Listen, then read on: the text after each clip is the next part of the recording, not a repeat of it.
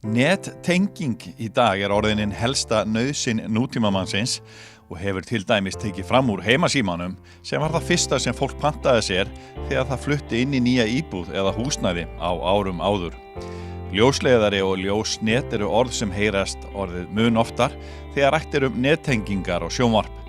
Fyrirtækið Míla eitt af þjónustuaðilum í þeim geira og við ræddum við forráðamann fyrirtækisins og spurðum út í stöðu nettenginga til heimila í Reykjanesbæ og annarra sveitarfélaga á Suðurnesjum. Almennt má segja að staðan sé góð í Reykjanesbæ. Við erum með ljósnetstengingar nánast í öllum Reykjanesbæ.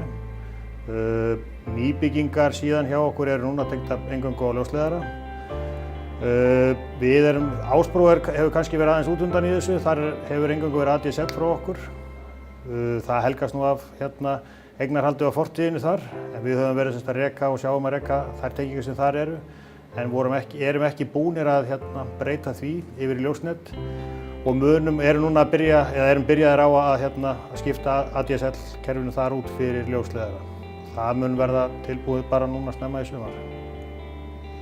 Hvaða innviðir eru til staðar á svæðinu? Það er alltaf gríðarlegt magn af ljósleiðara til dæmis bara til á þessu svæði. Fyrst og fremst má kannski nefna alla stofntengingarnar. Reykjanesbær er mjög vel tengdur fyrir stofnfjarskipti. Það helgast náttúrulega af bæði af því að hér eru gagnaver sem þurfa öflugar tengingar. Hérna síðan flugstöðin sem það eru líka miklar og öflugar tengingar og öruggatengingar og þannig að svæðið er með mikið af tengingum, þannig að tvítengt til höfuðborgarinnar. Þannig að þetta er svona, má segja, einna öruggasta svæðið með tilliti til stofnfjarskipta. Síðan eigum við eigum auðvitað okkar ljósnetskerfi sem er hérna á svæðinu og þjónar íbúum. Síðan höfum við í gegnum tíðina og í raun og veru frá 2008 höfum við lagt rör fyrir ljósleiðara með öllum nýjum framkvæmdum. Það auðvitað hefur mikið byggt hérna síðustu árin og þannig að við eigum heilmikið af innviðum sem að raun og veru muni gera okkur kleift að setja mjög hratt í gang ljósleiðara tengingar til þó nokkurs fjölda heimila hérna á svæðinu. Og það mun verða seinna í sumar að þá getur þó nokkur fjöldi farið að panta sér ljósleiðara tengingu hjá okkur líka. Eru þið að nýta eitthvað tækifærin í þessari miklu uppbyggingu þar sem hefur verið að byggja ný hús? Já, við höfum náttúrulega, Míla hefur þá kvöð í raun og veru frá hinu opinbera að við þurfum að útvega þráðbundna tengingu inn í öll byggð hús. Þannig að við höfum alltaf, þegar þú byggir hús þá þurfum við að koma með tengingu fyrir það. Ný hús höfum við núna verið að tengja upp á allra síðasta, þau eru tengt eingöngu með ljósleiðara. Síðustu ár höfum við verið að tengja þau með ljósnetinu, pluss það við höfum lagt inn rör fyrir ljósleiðaran, þannig að það er mjög lítið mál að tengja með ljósleiðara líka. Þannig að það er mjög, síðan má kannski nefna það líka, við eigum gríðarlega mikið magn, almennt séð bara af rörum hérna í bænum, mjög víða sem gerir okkur það verkefni. Við höfum gefið það út að við ætlum að ljósleiðara væða alla þéttbýlisstaði á landinu og sú staðreynd að við eigum gríðarlega mikið magn af rörum í jörðinni sem gerir það verkefni tiltölulega hagkvæmt fyrir okkur, allavega með við aðra. Hvað með þetta venjulega heimili, venjulega notanda eins og við köllum einstaklingana á heimilin, finna þau mun á ljósleiðara og ljósneti sem að þið voru búin að leggja hér? Nei, venjulega heimilisnotandi verður nú ekki var við munin á hvort hann er með og verður þar væntanlega ekkert næstu árin. Ljósleiðaran er hins vegar má segja næsta stig í þessari þróun. Ljósnetið byggir á því að við leggjum ljósleiðara inn í öll hverfi, nærri öllum íbúðarhúsum og notum síðan sérstakann búnað til þess að búa til mikið hraða yfir koparinn. Það kerfi mun duga næstu árin fyrir alla venjulega heimilisnot. Notandi verður ekki var við að hvort hann er að nota ljósnet eða ljósleiðara. Hraðinn þú finnur ekki mun á hraðanum. Hins vegar innan einhver ára þá má gera ráð fyrir því að tæknin og allt það sem okkur stendur til boða muni krefjast meiri hraða heldur en núverandi ljósnet býður upp á. Það eru til nýjar kynslóðir af ljósneti sem búa til ennþá meiri hraði en við höfum valið það að fara í það að leggja ljósleiðara alla leið. Sérstaklega því við eigum svo mikið af innviðum sem gerir okkur það skref tiltölulega hagkvæmt. Hvernig er þá staðan á tengingum til og frá Reykjanesbæ? Reykjanesbær eins og ég sagði er náttúrulega með gríðarlega mikið af öflugum stofntengingum og það að menn skuli vera með þessa starfsemi hérna í bænum, það er að segja flugstöðina sem er hérna og síðan öll þessi gagnaver sem hér eru, það setur mikla kröfur öryggi fjarskipta. Og við höfum lagt heilmikið upp úr því að öryggi fjarskipta sé mikið. Þannig að ég held að íbúarnir hérna njóta góðs af því að það mikið öryggi fjarskipta hérna á svæðinu. Hvað með fyrirtækin? Hvernig þetta fyrir þau?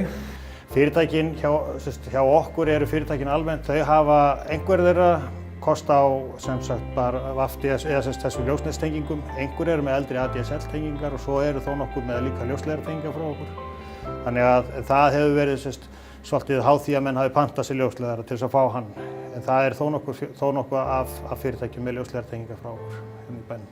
Nú eru fleiri aðilar að bjóða þessa sambærilega þjónustu eins og nýlega kom inn nýr aðila á svæði og það jafnvel fleiri. Hvernig horfið þið á það?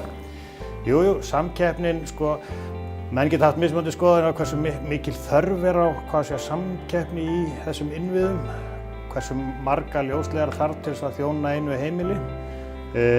Við svo sem horfum bara fyrst og fremst á það að það nóg að vera með einn ljósleiðara, en ef það forsendur fyrir því að mann ákvað að leggja tvo, þá allavega mikilvægt að gera því einhvers konar samvinnu, þannig að menn nýti hagkvæmni þeirra framkvæmda, þannig að við sjáum fram á það að mögulega muni þetta verða framkvæmdin, þar að segja að ljósleiðaravæða heimilin hérna á svæðinu, þar sem við þurfum að fara í sérstaka framkvæmdir til þess að verði hagkvæmara fyrir okkur þá í samstarfi við annan aðila. Hvað með sveitarfélögin hérna á Suðurnesjum fyrir utan Reykjanesbæ? Hvernig staðan á þessum stöðum? Já,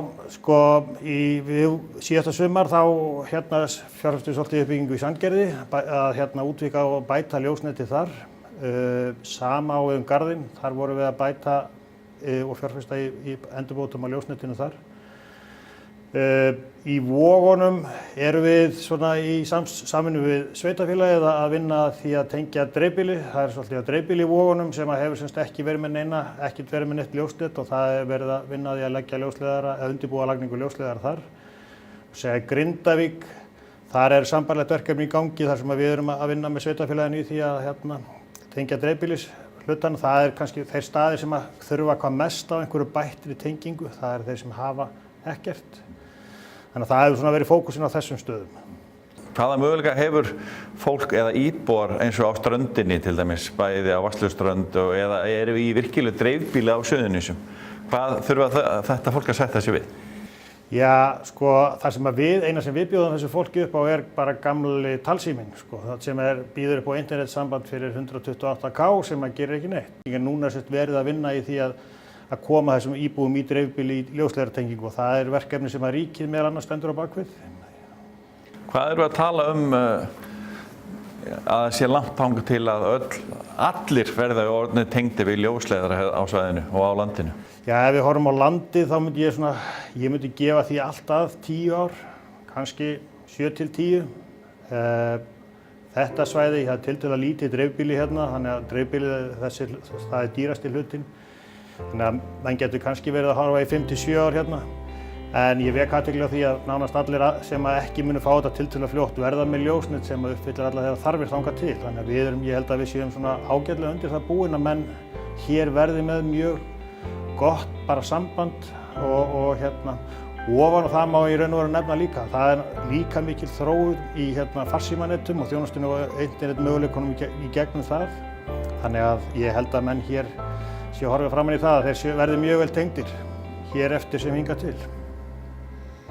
Við erum staddir í gömlu símstöðinni í Keflavík sem míla á rætur að rekja til þessa staðar og það ótt að segja að það sé búið að vera ótrúleg tæknibylting á 10-20 árum í þessum bransa, getum við sagt. Já, þetta náttúrulega búið. Bara það að horfa á sjónvarp eða internet og annað, þannig að þetta lítur að vera áskorun hjá ykkur. Já, þetta nokkuð búið sérstaklega, það eru þetta mikla fjárfestingar sem tengjast þessu að uppfylla þessar þarfir. Ísland, eins og bara var í fréttum daginn, að standa mjög framarlega í þessu, að vera með góða tengingar. Við stöndum okkur gríðarlega vel og við höfum bara verið duglega að fjárfesta í því. Móti kemur að búnaður minnkar eftir því sem að tækninni fleygir fram. Þannig að við stöndum hérna í símstöðinni. Við erum með 5 símstöðar hérna á þessu svæði, eða þessi í Reykjanesbæ, sem að þjóna þessu svæði. Þetta svona gamla Keflavíkur símstöðin.